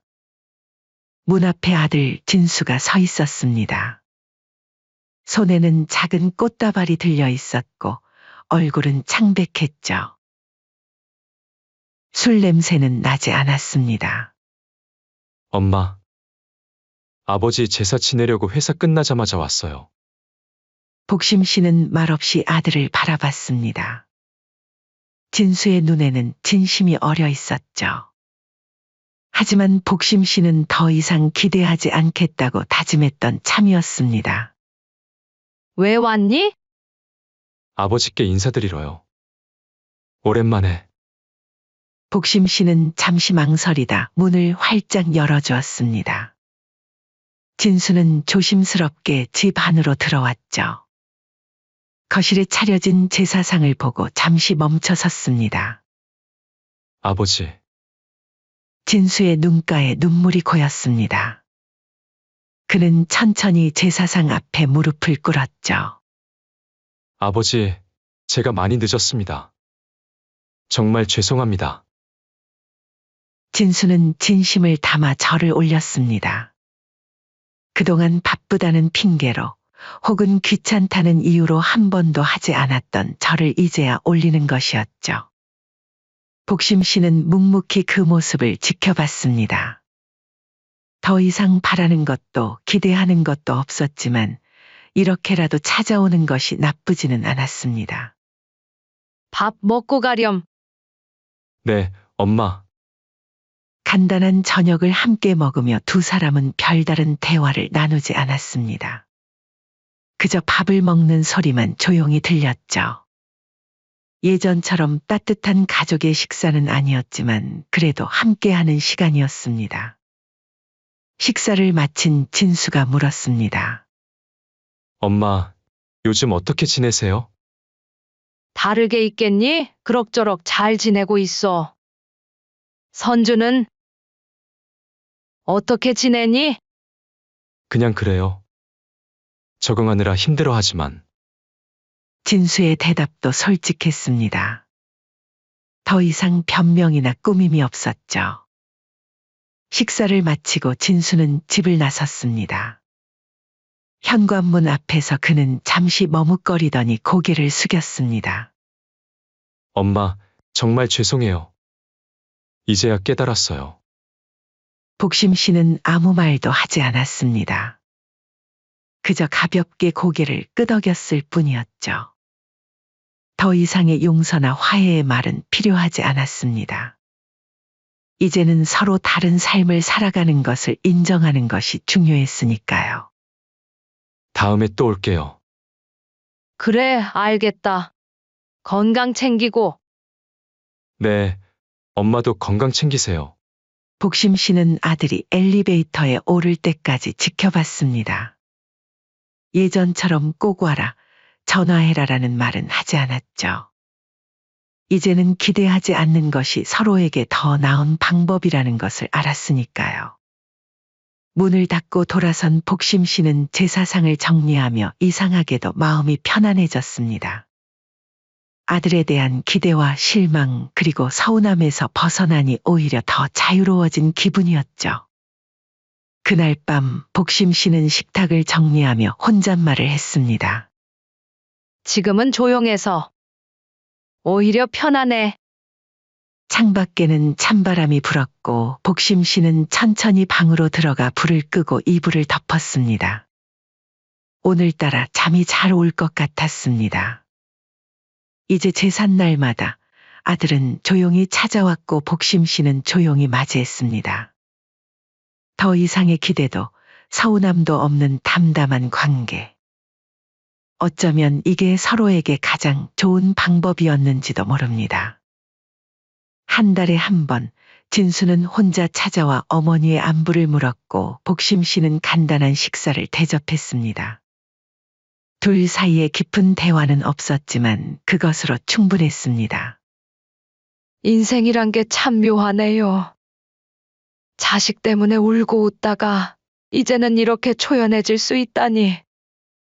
창밖으로는 아들이 무거운 발걸음으로 돌아가는 모습이 보였지만 더 이상 그것에 마음이 흔들리지 않았습니다. 그저 각자의 삶을 살아가는 두 사람의 모습일 뿐이었죠. 복심 씨는 이제 자신의 삶에 더 집중하기 시작했습니다. 오랫동안 미뤄왔던 취미 생활도 시작하고 복지관에서 새로운 친구들도 사귀었습니다. 더 이상 아들만을 기다리며 살지 않게 된 것이죠. 어머니, 기억 후 치료를 받으시겠다고요? 항암 치료가 얼마나 비싼 줄 아세요? 어차피 사실 날도 얼마 안 남았잖아요. 누가 너네한테 병원비 내달라 했니? 걱정 말거라. 내 돈으로 치료받을 거다. 엄마도 참, 그게 그거죠.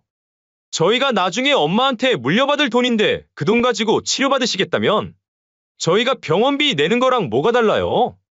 적어도 자식에게 짐은 되지 마셔야죠. 맞아요, 어머니.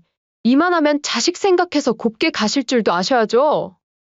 그러니까 너네 말은 나 치료받지 말고 혼자서 병들어 죽으라는 뜻이니? 이번 사연의 주인공은 65세 김경애 씨입니다. 그리고 그녀의 외아들 강성열과 며느리 홍지혜에 관한 이야기입니다. 그녀는 아들 부부의 냉정한 표정을 바라보며 가슴이 찢어지는 듯한 고통을 느꼈습니다. 자식 키워봐야 소용없다는 게 이럴 때 쓰는 말인가 싶었고, 무자식이 상팔자라는 말 또한 어떤 때 써야 하는지 경혜 씨는 아들을 보고 알았습니다. 엄마, 이제는 제 인생도 챙겨야 할 때가 왔어요. 적어도 자식한테 짐은 되지 말아야죠. 이 한마디가 20년간의 모성애를 무너뜨리기에 충분했습니다. 경혜 씨는 조그만 공장을 운영했던 남편과 사별 후 서울 외곽 빌라에서 홀로 살아가는 여성이었습니다. 남편은 사업 확장 중 과로로 급작스럽게 세상을 떠났고 경혜 씨는 그 이후 홀로 아들 석열을 키워냈죠. 말 그대로 눈물과 땀으로 아들을 키웠습니다. 학원비, 과외비, 유학비까지. 아들에게는 최고의 교육을 시키겠다는 일념 하나로 살아왔습니다. 그 결과 석열은 명문대학 법학과를 졸업하고 대형 로펌에 취직해 승승장구했습니다. 30대 중반의 나이에 파트너 변호사 자리까지 바라보는 입장이 되었죠. 그는 같은 회사 변호사 홍지혜와 결혼해 손주 도윤을 낳았습니다. 석열 부부는 고급 아파트에 살며 겉으로는 완벽한 성공을 이룬 듯 보였습니다. 엄마, 요즘 바빠서 자주 못 찾아뵙네요. 분기에 한 번 정도 얼굴을 비추는 아들이었지만 경혜 씨는 그마저도 감사했습니다. 아들이 잘 되는 모습을 보는 것만으로도 충분했으니까요. 젊은 부부가 노인네 집에 자주 올 리 없다고 혼자 위로하곤 했죠. 경혜 씨는 남편이 남긴 재산으로 충분히 생활할 수 있었지만 자식에게 부담 주기 싫어 경제적 도움을 청한 적이 없었습니다.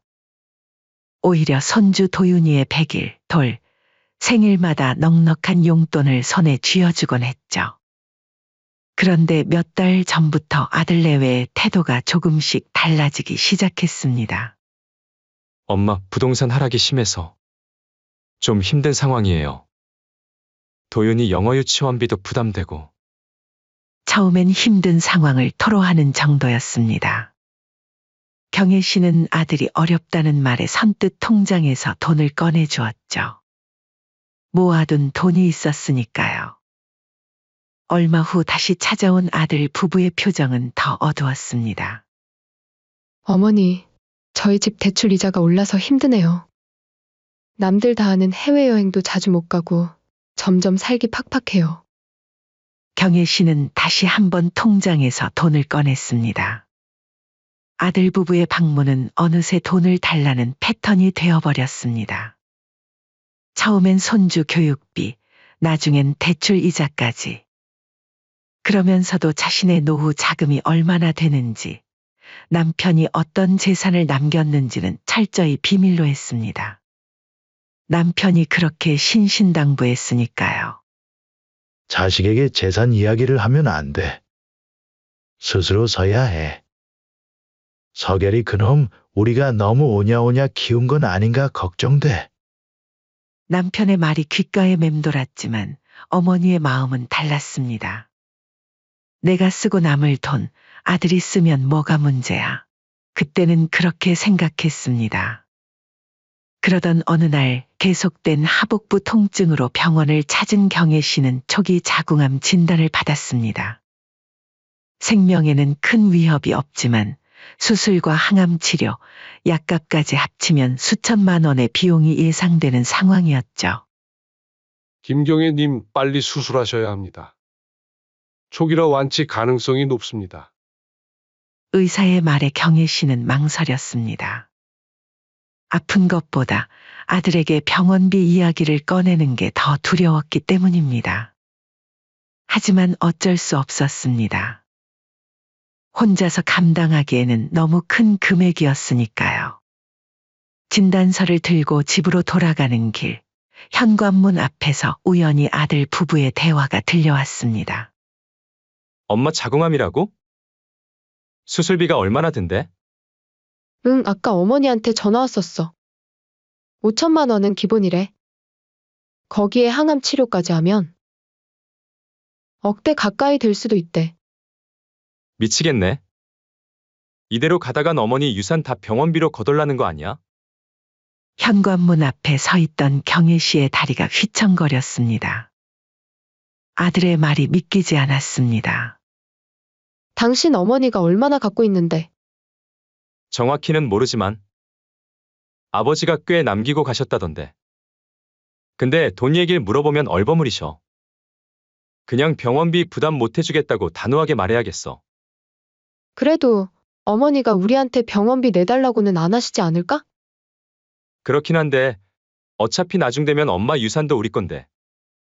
병원비로 다 빠져나가서 한 푼도 못 물려받을 수도 있잖아. 맞아. 너무 비싼 치료 받으실 필요 있어? 나이도 있으신데 고통스럽기만 하지. 그냥 자연스럽게 가시는 게. 경혜 씨는 그 자리에 주저앉고 싶었습니다. 자신의 아들이 어머니의 죽음을 바라는 말을 하다니 이게 현실인지 악몽인지 구분이 안 갔습니다. 치료비 부담하면서까지 우리가 희생할 필요 있냐고. 도윤이 교육비도 있고 집도 바꿔야 하고. 경혜의 손에 든 진단서가 바닥에 떨어졌습니다. 그 소리에 현관문이 열렸고 서결 부부의 놀란 얼굴이 보였습니다. 엄마, 언제부터 거기 계셨어요? 경혜 씨는 떨리는 손으로 진단서를 주었습니다. 눈물을 참으며 담담하게 말했습니다. 방금 병원에서 왔어. 서결 부부의 얼굴이 창백해졌습니다. 얼마나 들었는지 알 수 없었지만 경혜 씨의 표정만 봐도 무언가 들었다는 것을 짐작할 수 있었습니다. 암이래. 수술해야 한대. 서결은 당황한 기색이 역력했습니다. 흐트러진 표정을 감추며 급히 말했습니다. 엄마, 그게. 안 그래도 아까 들었어요. 걱정 마세요. 다 잘 될 거예요. 경혜 씨는 아무 말 없이 집 안으로 들어갔습니다. 암으로 인해 아픈 것보다 아들의 진짜 마음을 알게 된 순간이 더 아프게 느껴졌죠. 다음 날 서결 부부가 다시 찾아왔습니다. 마치 어제의 일은 없었다는 듯 평소와 다름없는 표정으로 말입니다. 엄마도 노후 준비 좀 잘하셨어야죠. 요즘은 자식이 부모까지 책임지는 시대 아니에요. 맞아요, 어머니. 저희도 도윤이 영어 유치원비에. 대출도 있고. 아들 서결의 말에 경혜는 가슴이 찢어지는 듯 했습니다. 자신이 아들에게 얼마나 헌신했는지 그리고 지금까지도 계속 돈을 지원해주고 있는지 모르는 듯한 발언이었습니다. 며느리 지혜는 더 직설적이었습니다. 어머님, 솔직히 우리도 대출 상환하랴, 아이 교육비 마련하랴 정신없어요. 이번에 보너스도 깎였다고요. 무슨 말인지 잘하셨을 거라 생각이 들어요. 너무 야박하다 생각하지 마시고 자식이 뭘 원하는지 생각해 보셔요. 경혜 씨는 말없이 그들의 이야기를 들었습니다.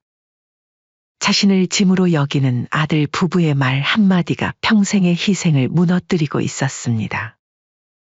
너네 마음 잘 알겠으니 나도 너네한테 부담 주기 싫다. 병원비는 내가 알아서 할게. 그럼 치료를 받으시겠다는 거네요? 일단 알겠습니다. 그렇게 그들이 떠난 후 경혜 씨는 오랜만에 남편의 사진을 바라보았습니다.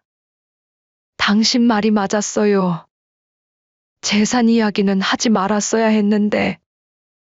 눈물이 볼을 타고 흘러내렸습니다. 그동안 모성애라는 이름으로 자신을 속여왔던 것을 후회했습니다. 아무리 자식이라도 곁에 없으면 그만인 존재였습니다. 의지할 곳은 결국 자기 자신뿐이었습니다. 그날 밤 경혜 씨는 평생 처음으로 자신의 아들을 미워하는 마음이 들었습니다. 그리고 평생 처음으로 자신의 삶을, 자신의 행복을 위해 살아야겠다고 다짐했습니다. 하지만 그녀는 아직 아들 부부가 얼마나 냉혹한 존재인지 완전히 깨닫지 못했습니다. 그들이 곧 그녀에게 무슨 일을 꾸미고 있는지 그리고 그것이 얼마나 잔인한 계획인지 알지 못했습니다. 암 진단 후 더욱 쇠약해진 경혜 씨. 그녀는 아들의 냉담한 반응에 처음으로 모성의 한계를 느꼈습니다. 병원에서 처방받은 약을 먹으며 혼자 눈물 짓던 날이 일주일쯤 지났을 때였습니다. 서결이와 며느리 지혜가 갑자기 찾아왔습니다. 평소와 다르게 환한 미소를 띠고 있었죠. 엄마, 요양 겸 공기 좋은 곳에서 쉬면 어떨까요? 저희가 알아본 곳이 있는데 자연 속에서 치료하면 더 빨리 회복될 거예요. 아무래도 엄마가 건강해지셔야 제 마음도 놓이죠. 경혜 씨는 아들의 갑작스러운 제안에 조금 놀랐습니다. 지금까지 병원비도 부담스러워하던 아들이 갑자기 요양을 제안한다니 의아했죠. 하지만 희망이 없어진 그녀에게 이 제안은 한 줄기 빛과도 같았습니다. 정말? 그런 곳이 있어? 지혜는 태블릿을 꺼내 아름다운 산골, 별장 사진들을 보여주었습니다. 나무로 지은 예쁜 통나무집, 맑은 계곡물이 흐르는 뒷뜰, 울창한 숲으로 둘러싸인 산책로까지. 마치 휴양지 같은 곳이었습니다. 어머님, 이곳은 산책로도 있고 공기도 좋아서 암 환자들이 많이 찾는데요. 저희가 매주 찾아뵐게요. 이곳에서 지내면서 근처 병원에서 항암 치료도 하면서 완치한 사람들도 많아요. 거기 비용은 얼마나 하는데? 경혜 씨가 물었습니다. 며느리는 미소를 지으며 손사래를 쳤습니다. 걱정 마세요. 돈보다도 어머니 건강이 먼저죠. 맞아요. 엄마는 돈 걱정하지 마시고 건강에만 집중하세요. 자식도 따 어디에 써요? 경혜 씨의 눈시울이 붉어졌습니다.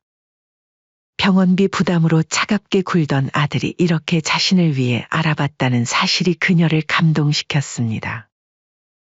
그녀는 아들 부부의 손을 꼭 잡았습니다. 정말 고마워. 너희 덕분에 힘이 나는 것 같구나. 우리 함께 잘 이겨내보자. 서결과 지혜는 서로 눈빛을 교환했지만 그 당시 경혜 씨는 그것이 무슨 의미인지 알지 못했습니다. 그렇게 일주일 후 아침, 아들은 어머니의 짐을 차에 실었습니다. 필요한 의료와 약, 간단한 생필품들을 챙겼죠. 엄마, 핸드폰 좀 줘보세요. 여기는 특별한 앱으로 위치를 확인해야 하거든요. 경혜 씨는 순순히 핸드폰을 건넸습니다. 아들 서결이는 핸드폰을 받아 무언가를 조작한 후 주머니에 넣었습니다. 일단 제가 가지고 있을게요. 위치 설정이 좀 복잡해서. 그렇게 아들 내외는 경혜 씨를 태우고 서울을 벗어났습니다. 고속도로를 타고 2시간가량 달린 후 점점 외진 산길로 접어들었습니다. 포장도로가 끝나고 자갈길이 시작되었습니다. 경혜 씨는 창밖으로 펼쳐진 아름다운 풍경에 감탄했습니다. 여기 정말 공기가 좋구나.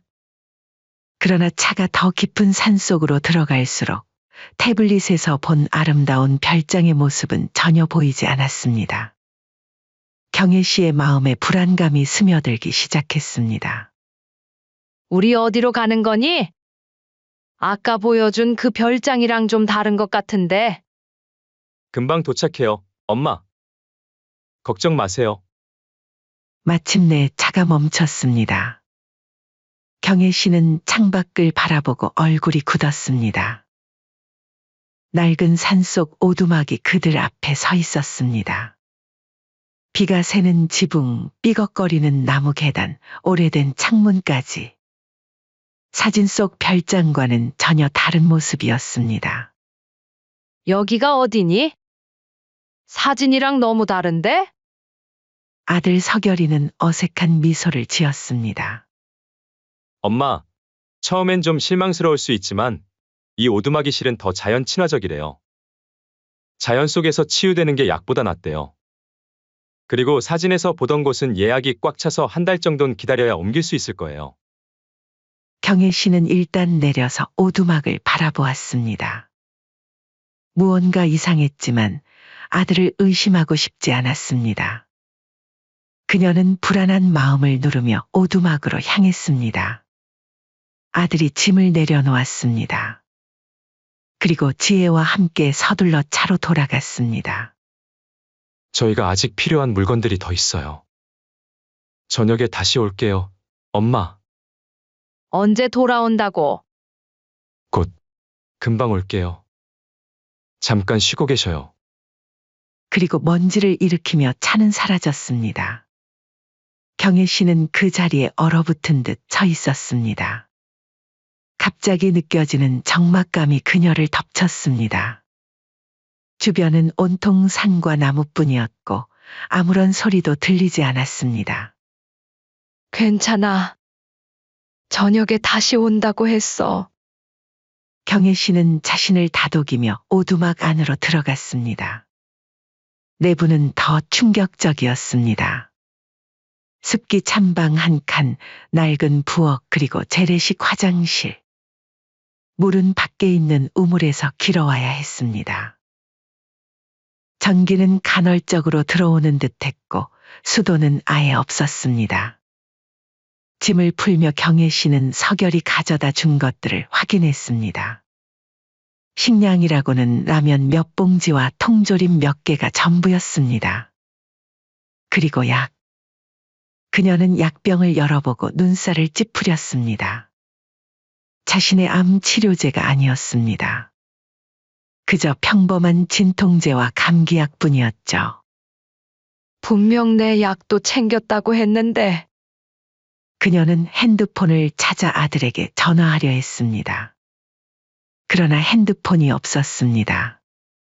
그제서야 아들이 핸드폰을 돌려주지 않았다는 것을 깨달았습니다.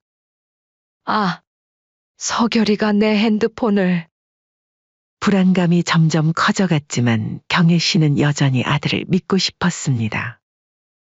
분명 오해가 있을 거라고, 저녁이 되면 다시 올 거라고 스스로를 위로했습니다. 해가 저물었습니다. 오두막 앞 나무 의자에 앉아 경혜 씨는 산길을 뚫어지게 바라보았습니다. 차 헤드라이트가 비치기를, 아들이 약속대로 돌아오기를 기다렸습니다. 하지만 시간이 흘러도 아무도 오지 않았습니다. 밤이 되자 산짐승의 울음소리가 들려왔습니다. 처음 듣는 소리에 경혜 씨는 몸을 움츠렸습니다. 오두막 안으로 들어가 문을 잠그고 불안한 마음으로 침대에 누웠습니다. 내일은 오겠지. 회사에 급한 일이 생겼나? 분명 무슨 일이 생겼을 거야. 그렇게 첫날 밤이 지나갔습니다. 다음 날 아침 경혜 씨는 어제의 불안감을 떨쳐내려 노력했습니다. 아들을 기다리는 동안 주변을 살펴보기로 했습니다. 오두막 뒤로는 작은 샘물이 흐르고 있었고 건너편에는 울창한 숲이 있었습니다. 아름다운 풍경이었지만 그녀의 마음을 달래기에는 부족했습니다. 하루 종일 아들을 기다렸지만 서결은 오지 않았습니다. 두 번째 밤이 찾아왔고 경혜 씨의 가슴 속에는 이제 두려움보다 서서히 깨달음이 자리 잡기 시작했습니다. 세 번째 날 아침 그녀는 더 이상 스스로를 속일 수 없었습니다. 라면과 통조림도 빠르게 줄어들고 있었고 무엇보다 필요한 항암제가 없었습니다. 몸은 점점 약해지고 있었습니다. 금방 올 줄 알았는데. 나를 버린 거구나. 경혜 씨는 창가에 앉아 멍하니 먼 산을 바라보았습니다. 평생을 바쳐 키운 아들, 그 아들을 위해 모든 것을 희생했던 자신의 인생이 주마등처럼 스쳐 지나갔습니다. 첫걸음말을 뗐을 때의 기쁨, 초등학교 입학식 날의 자랑스러움, 대학 합격 소식을 들었을 때의 감격. 그리고 결혼식에서 아들과 며느리가 자신을 꼭 껴안았던 그 순간. 왜 이렇게 됐을까? 눈물이 그녀의 마른 뺨을 타고 흘러내렸습니다. 분노도 원망도 들지 않았습니다. 그저 깊은 슬픔과 배신감만이 그녀의 가슴을 짓눌렀습니다. 그러나 해가 중천에 이르자 경혜 씨의 눈빛이 변하기 시작했습니다. 이대로 여기서 죽을 순 없어. 그녀는 남은 식량을 정리하고 물통을 채웠습니다. 낡은 손전등도 찾아내어 작동 여부를 확인했습니다. 모든 준비를 마친 그녀는 오두막 주변을 살피며 내려갈 길을 찾기 시작했습니다. 밤이 되자 다시 한번 산짐승의 울음소리가 들려왔습니다. 내일 아침 일찍 출발하자. 새벽 공기는 차가웠습니다. 경혜 씨는 준비해둔 작은 배낭을 메고 오두막을 나섰습니다. 수술을 위해 비상금 역할로 손목에 착용한 노란 약통 속 현금 30만 원과 보조 배터리를 확인했습니다. 반드시 살아서 내려가야 해. 경혜 씨는 어제 하루 종일 관찰한 산길을 따라 발걸음을 옮겼습니다. 아들이 차를 타고 떠난 방향을 기억했기 때문이죠. 평생 도시에서만 살았던 그녀에게 산속 생활은 낯설었지만 생존 본능은 그 어느 때보다 강했습니다. 첫날은 그저 한 방향으로 계속 걸었습니다. 지친 몸이 비틀거려도 발이 돌부리에 걸려 넘어져도 그녀는 멈추지 않았습니다. 해가 질 무렵 그녀는 작은 바위 아래에서 쉬었습니다. 먹을 것은 얼마 남지 않았고 물도 아껴 마셔야 했습니다. 둘째 날은 엎친 데 덮친 격으로 비까지 내렸습니다. 산비는 모질고 차가웠습니다. 경혜 씨의 옷은 곧 흠뻑 젖었고 온몸이 떨렸습니다. 그러나 그녀는 멈추지 않았습니다. 한 발 또 한 발. 아들에 대한 배신감과 분노가 그녀를 지탱했습니다. 숲이 조금씩 덜 울창해지기 시작했고 간간히 사람의 흔적이 보이기 시작했습니다. 가까워졌어. 조금만 더. 몸은 한계에 다다랐습니다. 암 치료를 받지 못한 데다 영양실조와 탈수 증상까지 겹쳐 그녀의 상태는 위태로워졌습니다. 그러나 멀리서 들려오는 자동차 소리가 그녀에게 마지막 희망을 주었습니다. 사흘 만에 산길을 헤매며 내려온 경혜 씨는 간신히 작은 마을 입구에 도착했습니다. 지친 모습으로 비틀거리며 걸어오는 노인을 본 마을 주민들은 놀라 달려왔습니다. 할머니, 괜찮으세요? 누가 좀 도와주세요. 마을 주민들은 서둘러 119를 불렀고 경혜 씨는 가장 가까운 병원으로 이송되었습니다. 김경애님, 이제 괜찮으세요? 눈을 뜬 경혜 씨 앞에는 하얀 가운을 입은 의사가 서 있었습니다. 병실의 하얀 벽과 소독약 냄새가 그녀를 현실로 돌아오게 했습니다. 여기가 어디죠? 지역 종합병원입니다. 마을 주민들이 산에서 쓰러진 채로 발견돼 이송됐습니다. 심각한 탈수와 영양실조 상태였어요. 경혜 씨는 천천히 기억을 되찾았습니다. 아들의 배신, 산속 오두막 그리고 필사적인 탈출. 모든 것이 선명하게 떠올랐습니다. 우선 경찰을 좀 불러주세요. 제 아들이 저를 숲속에 버리고 갔어요. 의사는 놀란 표정으로 그녀를 바라보았습니다. 그 말을 듣던 간호사가 즉시 경찰에 신고했고 얼마 지나지 않아 경찰이 병실을 찾아왔습니다. 김경애 씨, 아드님과 며느님에 대한 진술을 좀 들을 수 있을까요? 경혜 씨는 담담하게 모든 것을 말했습니다. 아들과 며느리가 자신을 속여 산속 오두막에 데려간 경위, 집을 떠나기 전 들었던 대화들, 그리고 혼자 산에서 내려오기까지의 과정까지. 경찰은 모든 내용을 꼼꼼히 메모했습니다. 현장 확인을 위해 오두막 위치를 알려주실 수 있으세요? 경혜 씨는 기억을 되살려 최대한 자세히 위치를 설명했습니다. 경찰은 즉시 수사에 착수했고 현장 조사팀이 오두막을 찾아 증거를 수집했습니다. 놀랍게도 결정적인 증거는 예상치 못한 곳에서 발견되었습니다. 아들 서결의 차량에 설치되어 있던 블랙박스였죠. 블랙박스에는 경혜 씨를 오두막에 데려다주는 과정이 고스란히 담겨 있었고, 더욱 충격적인 것은 차 안에서 나눈 아들 부부의 대화였습니다. 드디어 해냈네. 이제 엄마 병원비 걱정 안 해도 돼. 어차피 암이니까 엄마도 자식한테 폐 안 끼치고 곱게 가는 게 좋다고 생각하실 거야. 진짜 법적으로 문제 없는 거지? 여보, 나 변호사야. 증거만 없으면 돼. 한국에서 노인 실종 건이 하루에 얼마나 되는지 알아? 하루에만 40건 가까이 신고가 돼. 그럼 우리는 며칠만 있다가 실종 신고만 하면 되겠네? 이 대화는 그들이 어머니를 버리려 했다는 고의성을 입증하기에 결정적인 증거가 되었습니다.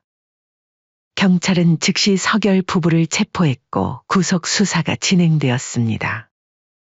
사건은 그 당시 뉴스로도 보도가 되었죠. 노모를 산속에 버린 변호사 부부라는 제목의 기사는 사회에 큰 충격을 주었습니다. 더욱이 블랙박스에 담긴 대화 내용의 일부가 언론에 공개되면서 국민적 공분을 샀습니다. 경혜 씨는 병원에서 회복하는 동안 자신의 이야기가 이렇게 크게 보도될 줄은 몰랐습니다. 그녀는 단지 살아남고 싶었고 아들의 부당한 행동에 대해 정의를 바랐을 뿐이었습니다. 하지만 사회는 그녀의 사연에 분노했고 수많은 지원과 격려가 쏟아졌습니다. 어머니, 힘내세요. 저희가 도와드릴게요. 병원에는 매일 위문 편지와 선물이 도착했습니다.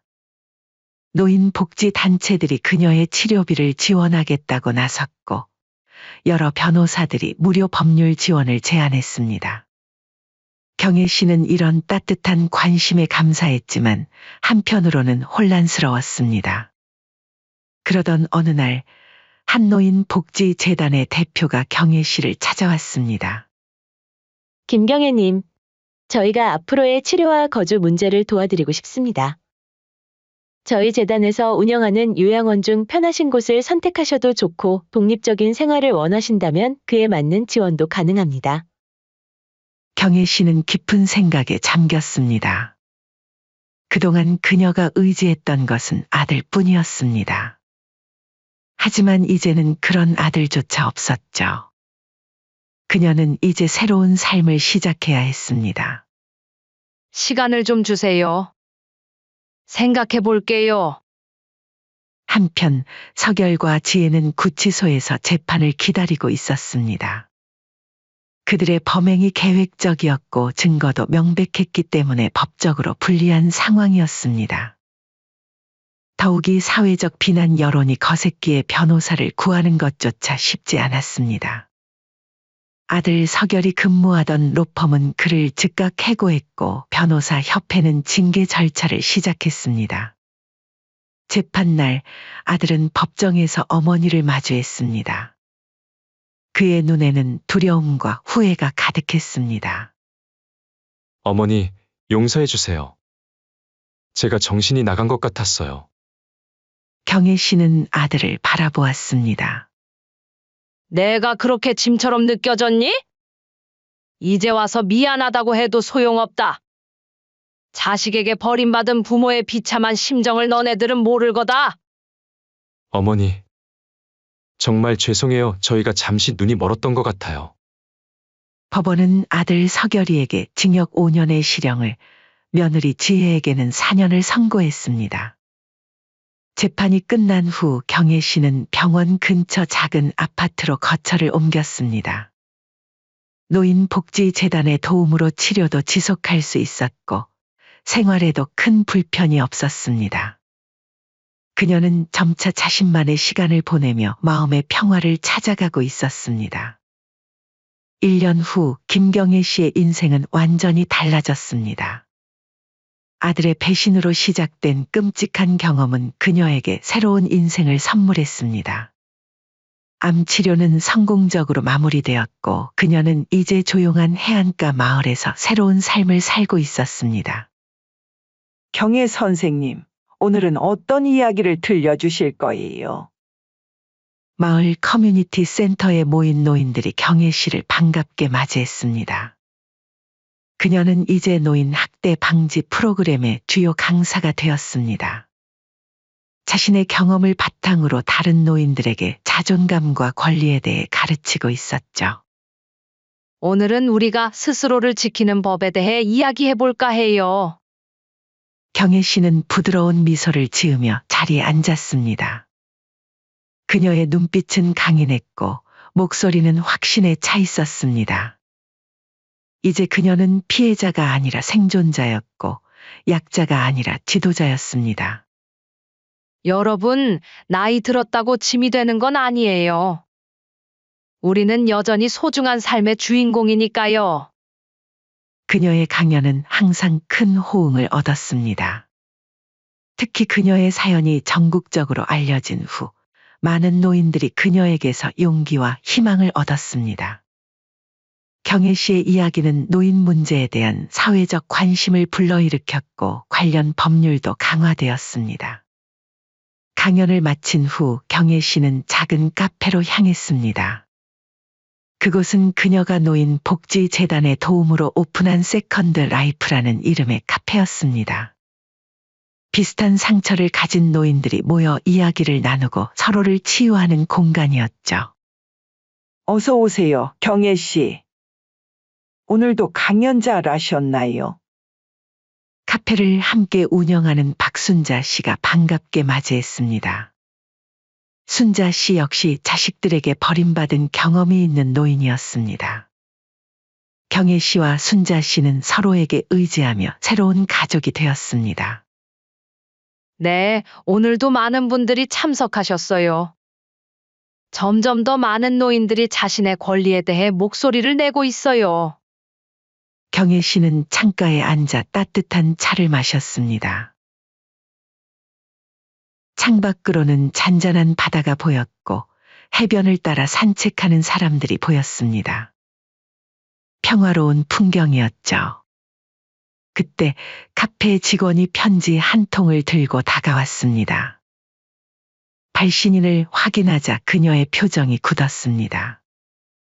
교도소 주소와 함께 강성열이라는 이름이 적혀 있었습니다. 아들이에요. 순자 씨가 조심스럽게 물었습니다. 경혜 씨는 천천히 고개를 끄덕였습니다.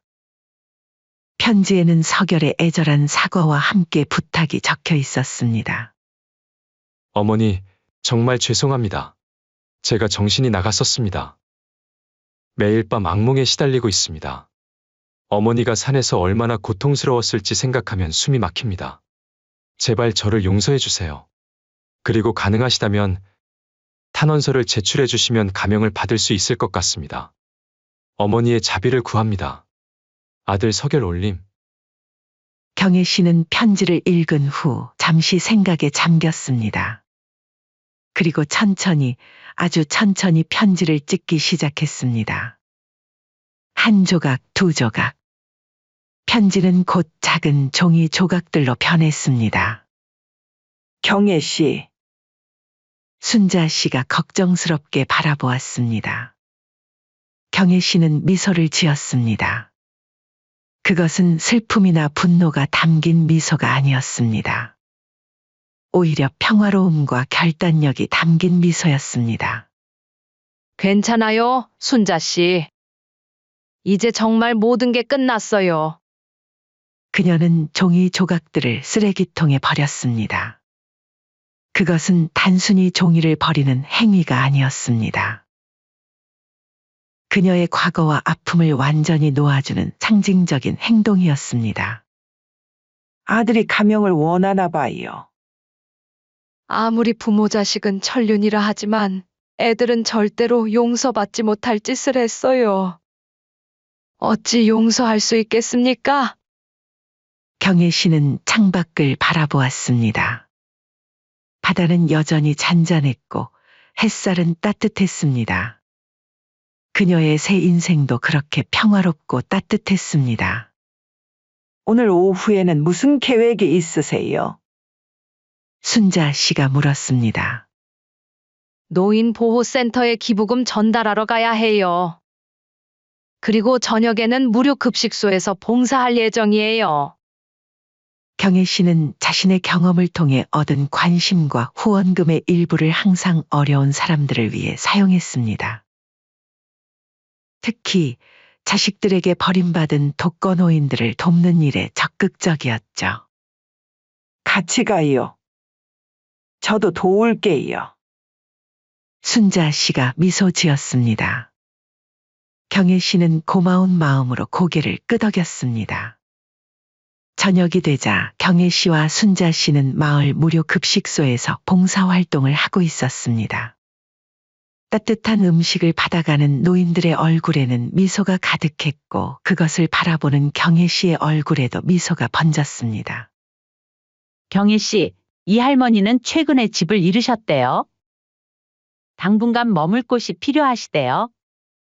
봉사자 한 명이 다가와 말했습니다. 경혜 씨는 잠시 생각에 잠겼다가 결심한 듯 고개를 끄덕였습니다. 제가 운영하는 쉼터의 방이 하나 있어요. 그곳에서 지내시면 어떨까요? 경혜 씨는 자신의 사비로 작지만 쉼터도 운영하고 있었습니다. 노인 학대 피해자들이나 갈 곳 없는 노인들을 위한 임시 거처였죠. 정말 감사합니다, 경혜 씨. 어느 한 할아버지가 감사하게 말했습니다. 경혜 씨는 미소로 답했습니다. 서로 돕고 살아야죠. 제가 어려울 때 많은 분들이 저를 도와주셨으니까요. 경혜 씨는 만족스럽게 미소 지었습니다. 그녀는 이제 과거에 얽매이지 않고 미래를 향해 당당히 걸어가고 있었습니다. 버림받은 어머니가 아니라 자신의 인생을 스스로 개척하는 강인한 여성으로 말입니다.